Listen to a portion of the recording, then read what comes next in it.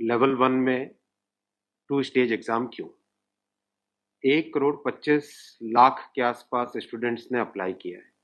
इतनी बड़ी संख्या में देश भर में अगर रिक्रूटमेंट करना है, तो आपको एक लेवल के एग्ज़ाम से, सिंगल एग्ज़ाम से करना बहुत मुश्किल है। फिर भी हम इसको री-एग्ज़ामिन करेंगे।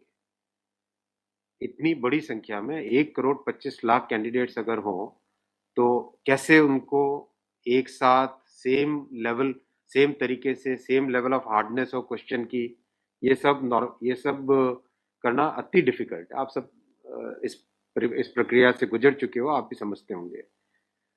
इसलिए इसके दो, एक प्रीलिम एग्जाम और उसके बाद में एक कंप्यूटर बेस्ड टेस्ट 2 इस तरह से करके किया गया। वो नोटिस में लिखा गया था कि अगर जरूरत पड़ी, अगर परिस्थिति हुई तो उसके 2 लेवल किए जाएंगे।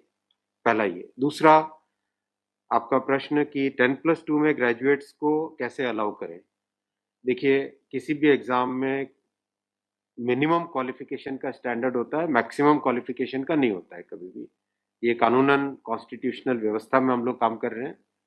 कॉन्स्टिट्यूशनल व्यवस्था के हिसाब से हम मिनिमम प्रिस्क्राइब कर सकते हैं, मैक्सिमम प्रिस्क्राइब नहीं कर सकते। तो 10+2 के लिए जो क्वालिफिकेशन वाला स्केल है, उसमें अगर ग्रेजुएट बैठे हैं तो उसको रोकने का हमें कोई अधिकार नहीं है, किसी को कोई अधिकार नहीं है। अगर कोई नया इसके बारे में कोई नया न्यायपालिका की तरफ से कोई चीज आती तो अलग बात है, लेकिन हमारे पास कोई अधिकार नहीं है इसका। दूसरा विषय था ये। तीसरा विषय आपने रखा समय का।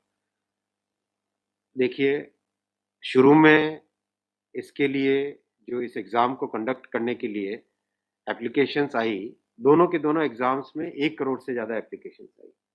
1 करोड़ से एप्लीकेशन ज्यादा आई, तो जो एग्जामिनेशन कंडक्ट करने के लिए एजेंसी हमको हायर करनी थी, उसको हायर करने में टाइम लगा, 6 महीने से ज्यादा लगा। नेचुरली इतनी बड़ी संख्या में अगर एग्जाम करना है देश में, तो अपने आप में वो एक बहुत बड़ा challenge. It's a Himalayan task, it's a huge task, it's a very very big challenging task. तो एजेंसी को सेलेक्ट किया गया। सेलेक्ट करते करते कोरोना आ गया। कोरोना के फेज में देरी हुई, लेकिन फिर भी डिस्पाइट कोरोना तुरंत दिसंबर 2020 में एग्ज़ाम की प्रोसेस चालू हुई। एग्ज़ाम की प्रोसेस चालू हुई और despite second wave of corona फिर भी एग्ज़ाम किया गया with all the precautions, all the safety things करके इसको लाए। जो दूसरा वाला ग्रुप बी का एग्ज़ाम है, उसमें कैट में चले गए थे बच्चे, क्योंकि करीब 5 लाख के आसपास एप्लीकेशंस ऐसी थी जिसमें फोटोग्राफ प्रॉपरली मैच नहीं हो रहा था। तो नेचुरली अगर एप्लीकेशन में फोटोग्राफ मैच नहीं हो, तो उसको आप एग्जाम में कैसे लोगे।